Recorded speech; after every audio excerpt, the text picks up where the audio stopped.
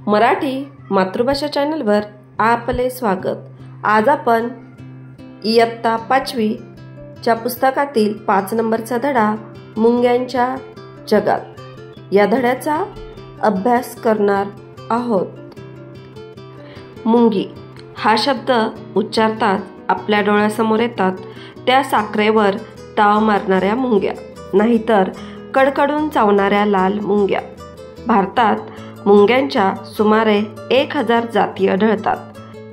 कीटक वर्गात सर्वात जास्त उद्योगी, कष्टाळू, शिस्तप्रिय व हुशार म्हणून मुंग्यांचे नाव सर्वप्रथम घेतले जाते। मुंगी हा समाजप्रिय कीटक वसाहत करून राहतो। एका वसाहतीमध्ये लाखोंच्या संख्येने मुंग्या राहतात। प्रत्येक वसाहतीत अनेक कामकरी मुंग्या, एक किंवा काही राणी मुंग्या आणि काही नर मुंग्या असतात। मुंग्या एकमेकांशी बोलत असतील का?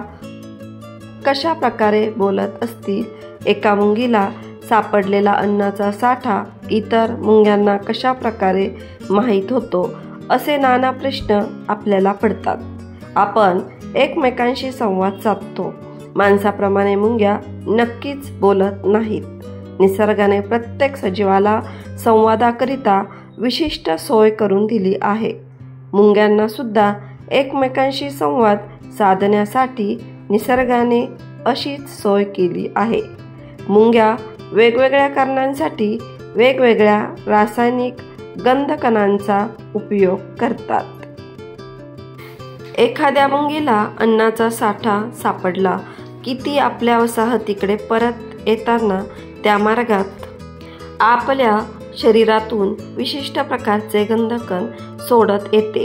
मुंग्या हे गंधकण फक्त अन्नाचा साठा मिळाल्यावरच सोडतात, इतर वेळेस नाही। मग इतर मुंग्या मिशांच्या सहाय्याने या गंधकणांचा माग काढत अन्न साठ्यापर्यंत पोहोचतात। म्हणून आपल्याला मुंग्या नेहमी रांगेत चाललेल्या दिसतात। आपल्याला सगळ्या मुंग्या सारख्याच दिसतात, पण एखादी मुंगी आपल्याच वसाहतीमधील आहे की दुसऱ्या वसाहतीमधील आहे हे मुंग्यांनाच ओळखता येते। वेगवेगळ्या वसाहतीच्या मुंग्यांना विशिष्ट असा गंध असतो। मुंग्या मिशांच्या साहाय्याने तो गंध ओळखतात। रांगेत जाणाऱ्या मुंग्या, 2 मुंग्या एकमेकांना कधी कधी भेटताना दिसतात, त्यामागे हेच कारण आहे। एखादे संकट आल्यावर मुंग्या लगेच एकमेकांना सावध करतात। यासाठी मुंग्या वेगवेगळ्या प्रकारचे गंधकण बाहेर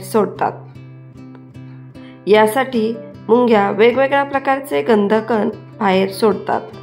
या गंधकणाचा सुगावा लागताच इतर मुंग्या त्या मुंगीच्या मदतीसाठी ताबडतोब धाव घेतात। त्याचबरोबर सावधानतेचा इशारा देणाऱ्या गंधकण सुद्धा हवेत सोडतात।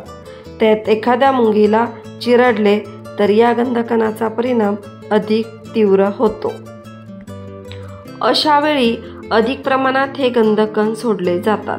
संदेश पोहोचवण्याच्या दृष्टीने मुंग्या आपल्या शरीराचा पृष्ठभाग देखील घासतात।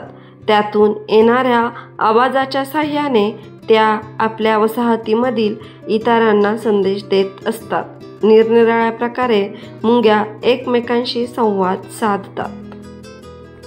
स्वतःचे आणि वसाहतीचे संरक्षण करण्यासाठी मुंग्या नेहमी तत्पर असतात। स्वतःच्या किंवा वसाहतीच्या संरक्षणासाठी काही मुंग्या कडकडून चावा घेतात, काही मुंग्या विषारी दंश करतात, तर काही विशिष्ट अंमलाचा फवारा शत्रूवर सोडतात। नकळत एखाद्या वेळेला लाल मुंग्यांच्या वसाहतीवर पाय पडल्यास काय होते ते तुम्हाला सांगण्याची गरज नाही। वसाहतीवर संकट आणणाऱ्या मोठ्या शत्रूला सगळ्या मुंग्यांनी मिळून चावा घेतला की त्याला तेथून पळ काढावाच लागतो। काही जातींच्या मुंग्यांना दंश करण्यासाठी सुईसारखी योजना केलेली असते। दंश करताच प्राण्यांच्या शरीरात विष सोडले जाते। या विषाचा मोठ्या प्रमाणावर फारसा प्रभाव जाणवत नाही, परंतु अशा अनेक दंशापासून होणारा दाह त्या प्राण्याला वसाहतीपासून दूर करण्यात यशस्वी ठरतो. या मुंग्यांचा प्रभाव हाणून पाडणारे त्यांचे बरेच शत्रू देखील आहेत.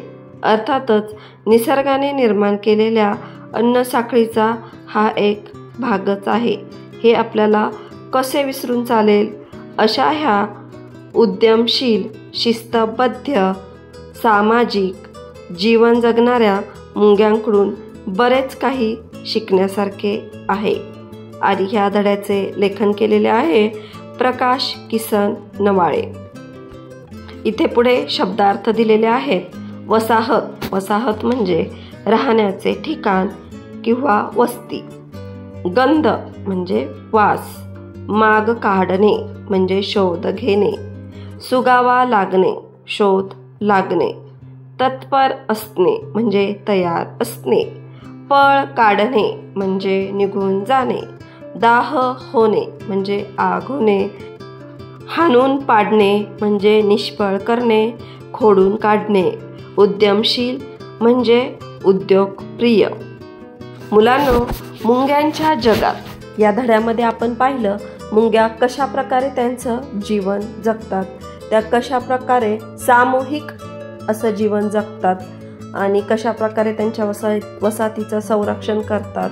आपण बऱ्याचदा मुंग्या पाहिल्यात एकदम एक लाईनीत चालतात, तर त्यांचं एक लाईनी मागे चालण्याचं काय कारण आहे तेही ह्या धड्यातून तुम्हाला समजलेच असेल.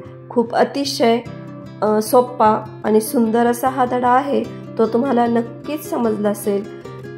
तुम्हाला हा व्हिडिओ आवडला असेल तर आपल्या मराठी मातृभाषा या चॅनलला लाईक, शेअर, सबस्क्राईब नक्की करा. थँक्यू.